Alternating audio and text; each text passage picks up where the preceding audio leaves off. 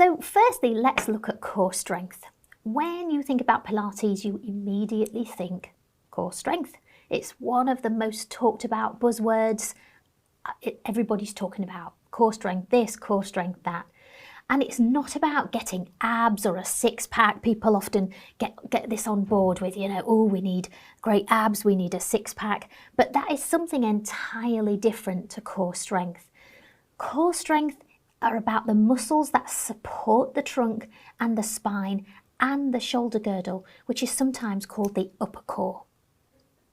So as a teacher, it's really, really easy to see the signs of poor core strength, isn't it? And one of the easiest things to look for is fidgeting and not being able to sit up properly for very long. Another one might be poor balance and coordination. Another sign might be having poor motor skills, including poor handwriting skills, so just not being able to sit up for very long.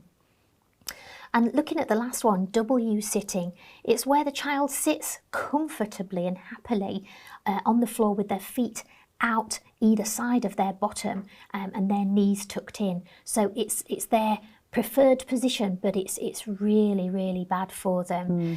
Try to encourage them away from this type of position because it really damages their ligaments, their tendons, their bones even as they're developing. It's a really bad position for them to sit in.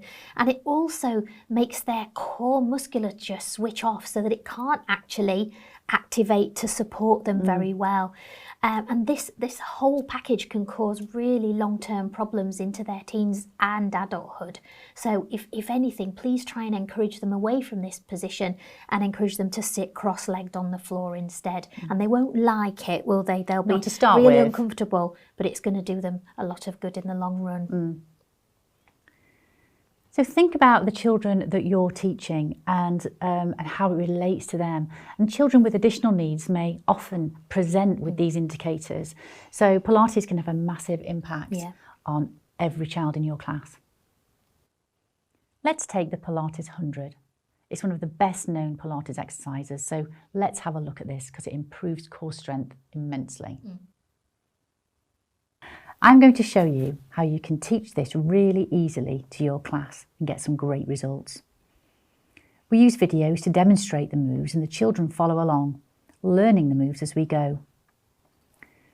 We then put all the moves they have learnt into a fun theme with an exciting story, so even the most reluctant exercisers will join in.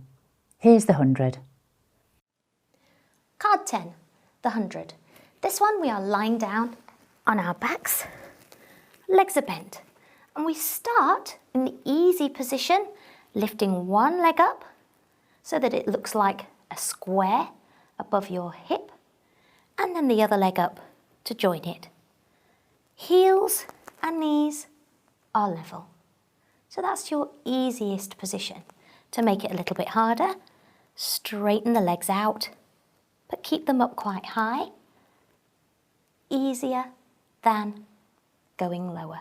So decide where you work the best, where you feel it's challenging you, but not working too hard. So let's recap. Legs bent, easiest. Next level, extended legs, but higher. Next level, lower. Okay. And that's the 100. You can also use flashcards with lots of helpful information on there. Lots of Pilates exercises build core strength, and using these tools, they are so easy to deliver safely and effectively.